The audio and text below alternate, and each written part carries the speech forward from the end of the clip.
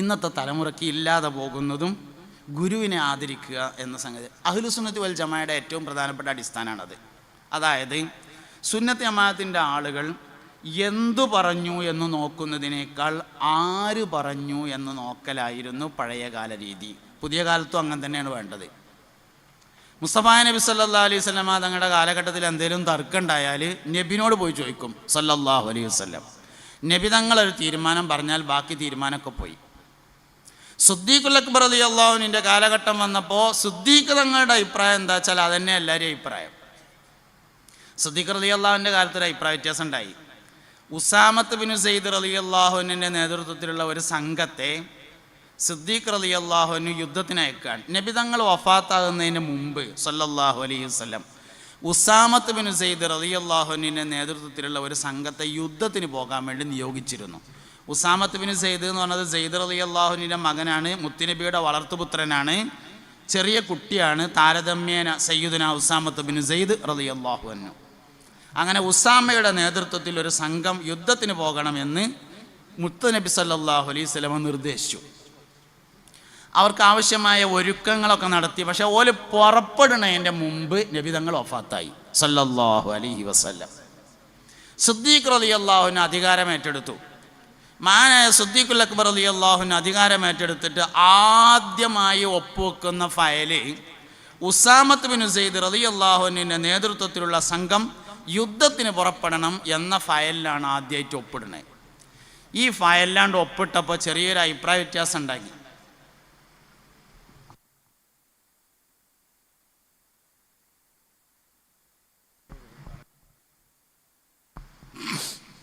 ഉസാമത്ത് bin Syed റളിയല്ലാഹു അൻഹുവിന് യുദ്ധത്തിന് പോകാൻ വേണ്ടി തയ്യാറായി. അപ്പോൾ സമയത്ത് നാട്ടിലൊരു അഭിപ്രായ വ്യത്യാസം ഉണ്ടായി. എല്ലാവരും ഇങ്ങനെ പറഞ്ഞു, പിന്നെ ഇങ്ങനെ പൊതുവേ ഇപ്പം ഇങ്ങനെ ഒരു യുദ്ധത്തിൻ്റെ ആവശ്യമൊന്നുമില്ലല്ലോ, അതിർത്തിയിൽ പ്രശ്നങ്ങളൊന്നും ഇല്ലല്ലോ, സിദ്ദീഖ് റളിയല്ലാഹു അൻഹു ഇപ്പോൾ അധികാരം ഏറ്റെടുത്തിട്ടല്ലേ ഉള്ളൂ, ഇപ്പം തന്നെ ആ കുട്ടി നേതൃത്വത്തിൽ യുദ്ധത്തിന് പോയിട്ട് എന്തെങ്കിലുമൊക്കെ സംഭവിച്ചങ്ങാണ്ട് അത് മൊത്തത്തിലൊരു ചീത്തപ്പേരല്ലേ, അതുകൊണ്ട് കുറച്ച് കഴിഞ്ഞിട്ട് പിന്നെ യുദ്ധസംഘത്തിൻ്റെ നേതൃത്വമൊക്കെ ഒന്ന് മാറ്റി തഴക്കം പഴക്കമുള്ള അലി റളിയല്ലാഹു അൻഹുവിനെ പോലത്തെ ആൾക്കാരൊക്കെ ഒന്ന് വെച്ചിട്ട് ഒന്ന് നേരാക്കിയിട്ടൊക്കെ പോയാൽ പോരെയെന്ന് ഇങ്ങനെ പൊതുവേ ഒരു അഭിപ്രായം അതിങ്ങനെ എല്ലാവർക്കും ഉണ്ട്. ഉസ്മാൻ റളിയല്ലാഹു അൻഹുവിനുണ്ട്, ഉമർ റളിയല്ലാഹു അൻഹുവിനുണ്ട്, എല്ലാവർക്കും അഭിപ്രായമുണ്ട്. അങ്ങനെ എല്ലാവരും കൂടി നിന്നുകൊണ്ട് ഇങ്ങനെ വർത്താനം പറയുകയാണ്. അപ്പോൾ ആ കൂട്ടത്തിൽ എല്ലാവർക്കും അഭിപ്രായമുണ്ട്. കൂട്ടത്തിൽ ഒരാൾ പറഞ്ഞു, ഇതിപ്പോൾ ആരെങ്കിലും ഒന്ന് സിദ്ദീഖിനോട് പറയണ്ടേ എന്ന് പറഞ്ഞു റളിയല്ലാഹു അൻഹു. അപ്പം ഇങ്ങനെ കൂട്ടത്തിലുള്ള ആൾക്കാർ പറഞ്ഞു, ഇന്നത്തെ സമയത്ത് ഇപ്പോൾ അത് പറയാൻ ഏറ്റവും നല്ലത് ഉമർ ഖത്താബാണ് പറഞ്ഞു. ഉമർ ഖത്താബ് അതിലുണ്ട് റളിയല്ലാഹു അൻഹു. മൂപ്പർക്കും തോന്നി ഞാൻ തന്നെയാണ് അത് പറയേണ്ട ആൾ എന്ന്. അങ്ങനെ തന്നെയാണല്ലോ സംഗതി, ഞാൻ പറഞ്ഞോളാറുണ്ട്. അങ്ങനെ ഉമർ ബിൻ ഖത്താബ് റളിയല്ലാഹു അൻഹു ഈ വിഷയം പറയാൻ വേണ്ടിയിട്ട് സിദ്ദീഖ് റളിയല്ലാഹുവിൻ്റെ അടുക്കൽ പോയി. സിദ്ദീഖ് തങ്ങളോട് പറഞ്ഞു, മഹാനവറുകളെ, ഉസാമത്ത് ബിൻ സെയ്ദിൻ്റെ നേതൃത്വത്തിലുള്ള സംഘം യുദ്ധത്തിന് പോകണമെന്ന് നിങ്ങൾ ഓർഡർ ഇട്ടിട്ടുണ്ട് എന്നറിഞ്ഞു. ഇവിടെ ഇങ്ങനെ പൊതുവെ എല്ലാവർക്കും ഒരു അഭിപ്രായമുണ്ട്, ഈ സമയത്ത് ഇപ്പം അത് വേണ്ട എന്ന്. ഇങ്ങനെ ആർക്കും അഭിപ്രായം എന്ന് ചോദിച്ചു. ഇവിടെ ഇങ്ങനെ പൊതുവെ അങ്ങനെ ഒരു അഭിപ്രായം ഉണ്ട് പറഞ്ഞു. അങ്ങനെയുള്ള പറയാം, ഇവിടെ ഇങ്ങനെ പൊതുവെ ഹവേൽ ഇങ്ങനെ ഒരു അഭിപ്രായം ഉണ്ട്, അങ്ങനെ ഇപ്പോൾ വേണ്ട, കുറച്ച് കഴിഞ്ഞിട്ട് ഒരു അലകും പിടിയൊക്കെ ഒന്ന് മാറ്റി നേരാക്കിയിട്ട് കുറച്ച് മുതിർന്ന തഴക്കും പഴക്കും ചെന്ന ആളുകളൊക്കെ നേതൃസ്ഥാനത്ത് വെച്ചിട്ട് പോരെ, ഇപ്പം അങ്ങനത്തെ വലിയ പ്രശ്നമൊന്നുമില്ലല്ലോ എന്നൊരഭിപ്രായമുണ്ട് എന്ന് പറഞ്ഞു. സിദ്ദീഖുൽ അക്ബർ റളിയല്ലാഹു അൻഹു അതിനൊരു മറുപടി പറഞ്ഞു, ഉസാമത്ത് ബിൻ സെയ്ദിൻ്റെ നേതൃത്വത്തിലുള്ള സംഘം യുദ്ധത്തിന് പോയി എന്ന് വിചാരിക്കുക, അങ്ങനെ അവർ യുദ്ധത്തിൽ പരാജയപ്പെട്ടു എന്നും വിചാരിക്കുക. അവർ യുദ്ധത്തിൽ പരാജയപ്പെട്ടതിനാൽ മഹാനായ ഉസാമത്ത് ബിൻ സെയ്ദ് പരാജയപ്പെട്ടതിനാൽ ശത്രുക്കൾ മദീനയിലേക്ക് ഇങ്ങോട്ട് കടന്നു വന്നു.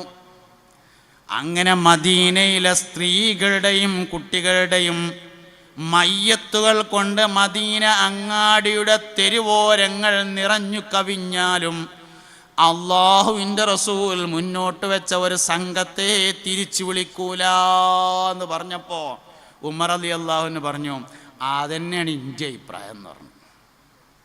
ഇതായിരുന്നു അവരുടെ സമീപനം. ആര് പറഞ്ഞു എന്നതാണ് അവർ നോക്കൽ. ഇതിങ്ങനെ വന്ന് നമ്മളൊക്കെ കാലത്ത് മഖ്ദൂം റളിയല്ലാഹു അൻഹു വന്നു. മഖ്ദൂമിങ്ങളുടെ കാലഘട്ടത്തിൽ മഖ്ദൂം റളിയല്ലാഹു അൻഹു എന്തെങ്കിലും ഒരു തീരുമാനം പറഞ്ഞാൽ നമ്മളെ പഴയ ആൾക്കാർ തീരുമാനിക്കൽ അത് മഹ്ദൂമിന് തിരിഞ്ഞിട്ടും ഞമ്മക്ക് തിരിയായിട്ടും ഇക്കാരം തൽക്കാലം മഹ്ദൂമ് പറഞ്ഞ മാതിരിയാണ്ട് ചെയ്യാം എന്ന് തീരുമാനിക്കലാണ്. ഇത് സുന്നത്ത് ജമാഅത്തിൻ്റെ വളരെ പ്രധാനപ്പെട്ട അടിസ്ഥാനമാണ്. വാച്ച്മാൻ എപ്പോഴാ തഹജ്ജുദ് നിസ്കരിക്കാന്ന് ചോദിച്ചു കണ്ണിയത്ത് ഉസ്താദിനോട്. ആശുപത്രിയിൽ വാച്ച്മാനാണ് ഒരാൾ. തഹജ്ജുദ് നിസ്കാരം എന്ന് പറഞ്ഞാൽ ഇശാ നിസ്കാരം കഴിഞ്ഞ് അതിൻ്റെ സുന്നത്ത് കഴിഞ്ഞ് ഉറങ്ങി നീച്ചിട്ടാണ് തഹജ്ജുദ് നിസ്കരിക്കുക. അപ്പോൾ വാച്ച്മാൻ എപ്പോഴാണ് തഹജ്ജുദ് നിസ്കരിക്കുക? അയാൾ തഹജ്ജുദ് നിസ്കരിക്കാൻ വേണ്ടിയിട്ട് ഞാൻ ഉറങ്ങിയതാണെന്ന് പറഞ്ഞാൽ ജോലി കണ്ട് പോകുമല്ലോ. അപ്പോൾ എന്താ കാട്ടുക എന്ന് ചോദിച്ചു കണ്ണിയത്ത് ഉസ്താദിനോട്. കണ്ണിയത്ത് ഉസ്താദ് പറഞ്ഞു രാത്രി പകുതി കഴിഞ്ഞാൽ നിസ്കരിക്കാം എന്ന് പറഞ്ഞു. അപ്പോൾ നമ്മളതിനെന്ത് പറയും? ഞമ്മക്ക് തിരിയായിട്ടും കണ്ണിയത്ത് ഉസ്താദിന് തിരിഞ്ഞിട്ടുമാണ്. അതിന് തഹഖീഖ് എന്ന് പറയും. റഈസുൽ മുഹഖ്ഖീൻ കണ്ണിയത്ത് അഹ്മദ് മുസ്ലിയാർ. വാച്ച്മാൻ എപ്പം നിസ്കരിക്കും? രാത്രി പകുതി കഴിഞ്ഞാൽ തഹജ്ജുദ് നിസ്കരിക്കും. ഇങ്ങനെ ആര് പറഞ്ഞു എന്ന് നോക്കുന്ന ഒരു രീതിയാണ്. ഇതെങ്ങനെ വന്നാന്നറിയങ്ങൾ? ഗുരുവിനെ ആദരിക്കുന്നതിലൂടെ വന്നതാണ്. പുതിയ തലമുറക്ക് ഗുരുനാഥന്മാരോടുള്ള ആദരവ് നഷ്ടപ്പെടുന്നതിൻ്റെ കാരണം നമ്മൾ തന്നെയാണ്. കുട്ടികൾ ഇങ്ങനത്തെ ഓരോ കാര്യങ്ങൾ പെരയിൽ വന്ന് ഇങ്ങനെ പറയുമ്പോൾ നമ്മളതിനെ സപ്പോർട്ട് ചെയ്യും. അങ്ങനെ ഗുരുനാഥന്മാരോടുള്ള ആദരവിനെ നഷ്ടപ്പെടുത്തി കളയുന്നു. അതുകൊണ്ട് നീ ഗുരുനാഥൻ എന്ന് പറഞ്ഞതിന് വേറൊരു സംഗതിയും കൂടി ഉണ്ട് കേട്ടോ. ഗുരുനാഥൻ എന്ന് പറഞ്ഞാൽ ഉസ്താദ് മാത്രമല്ല, മാഷ് മാത്രമല്ല, ടീച്ചർ മാത്രമല്ല, എല്ലാ ഗുരുനാഥന്മാരാണ്. ഏറ്റവും പ്രധാനപ്പെട്ട ഗുരുനാഥൻ പേനയാണ്. ഏറ്റവും പ്രധാനപ്പെട്ട ഗുരുനാഥനാണ് പേന. പരിശുദ്ധ ഖുർആൻ പഠിപ്പിച്ച ഇൽമിൻ്റെ ആദ്യത്തെ വഴി പേനയാണ്. ഇഖ്റ ബിസ്മി റബ്ബിക്കല്ലദീ ഖലഖ് ഖലഖൽ ഇൻസാന മിൻ അലഖ് ഇഖ്റ വറബ്ബുക്കൽ അക്റമുല്ലദീ അല്ലമ ബിൽ ഖലം. അപ്പം നമ്മൾ എത്രത്തോളം നോക്കണം എന്ന് വെച്ചാൽ പേനയെ നമ്മുടെ മക്കൾ എങ്ങനെയാണ് കൈകാര്യം ചെയ്യുന്നത് എന്ന് വരെ നോക്കണം. പേനക്കളി എന്നൊരു കളിയുണ്ട്. ശൈത്താൻ ഉണ്ടാക്കിയ കളിയാണ് ആ കളി, പേനക്കളി. കാരണം പേനയെ ഇൻസൾട്ട് ചെയ്യുന്നത് ഇൽമ് നഷ്ടപ്പെടാൻ കാരണമാവും, ഇൽമിൻ്റെ ഉപകാരം നഷ്ടപ്പെടാൻ കാരണമാവും. മഷീൽ ബറക്കത്തുണ്ട് എന്ന ഹദീസിലുണ്ട്. മഷീൽ ബറക്കത്തുണ്ട്. അതുകൊണ്ടാണ് നമ്മൾ എഴുതാനില്ലെങ്കിൽ ഒരു പേന കൊണ്ട് നടക്കണത്. പ്രത്യേകിച്ചൊന്നും എഴുതാനില്ല, എന്നാലും കീശയിലൊരു പേന വേണം. കാരണം എന്തേ? മഷീൽ ബറക്കത്തുണ്ട് എന്ന് പുണ്യനബി സല്ലല്ലാഹു അലൈഹി വസല്ലമ തങ്ങൾ പറഞ്ഞിട്ടുണ്ട്. അതുകൊണ്ട് കുട്ടികൾ പേനയോട് എന്ത് സമീപനം സ്വീകരിക്കുന്നു എന്ന് നോക്കണം.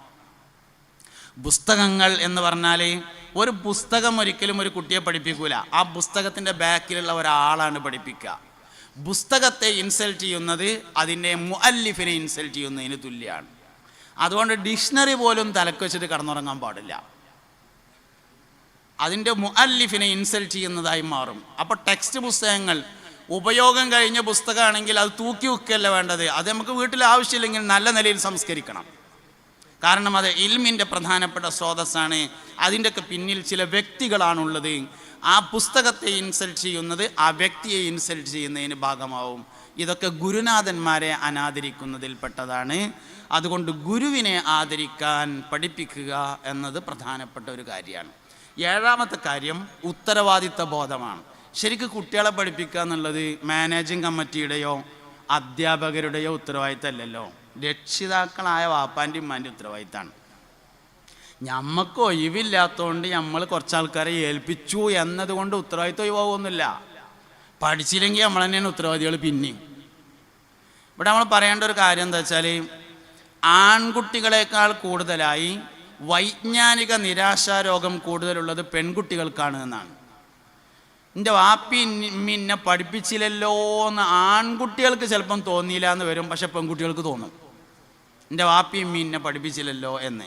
അതിനെയാണ് വൈജ്ഞാനിക നിരാശാരോഗം എന്ന് പറയുന്നത്. അതുകൊണ്ട് പെൺകുട്ടികൾക്ക് പഠിക്കാൻ കഴിയാത്തതിൽ കൂടുതൽ സങ്കടമുള്ളവരായിരിക്കും. അതുകൊണ്ട് ആൺകുട്ടികൾ ഇനിയിപ്പോൾ പഠിക്കാൻ പല വഴിയുണ്ട്. ഏറ്റവും ചുരുങ്ങിയത് വെള്ളിയാഴ്ച ജുമാൻ്റെ ശേഷം വയലേക്കെങ്കിലും ചെയ്യും. പക്ഷെ പെൺകുട്ടികൾക്ക് അതിനും അവസരം ഉണ്ടാവില്ല. അതുകൊണ്ട് ആൺകുട്ടികളെക്കാൾ ശ്രദ്ധയോടുകൂടെ ദീൻ പഠിപ്പിക്കണം പെൺകുട്ടികളെ. പെൺകുട്ടികളെ പഠിപ്പിച്ചാൽ അടുത്ത തലമുറയിലേക്ക് വേഗത്തിൽ എത്തിച്ചേരും. അപ്പോൾ ഉത്തരവാദിത്ത ബോധം എന്ന് പറഞ്ഞാൽ നമ്മൾ ഉസ്താദിനെ ഏൽപ്പിച്ചിട്ടുണ്ട്, മാനേജിങ് കമ്മിറ്റിയെ ഏൽപ്പിച്ചിട്ടുണ്ട് എന്ന് കരുതിയിട്ട് നമ്മളെ ഉത്തരവാദിത്തത്തിൽ നിന്ന് ഒഴിവാവില്ല. നമ്മൾ തന്നെയാണ് ഉത്തരവാദപ്പെട്ടവർ.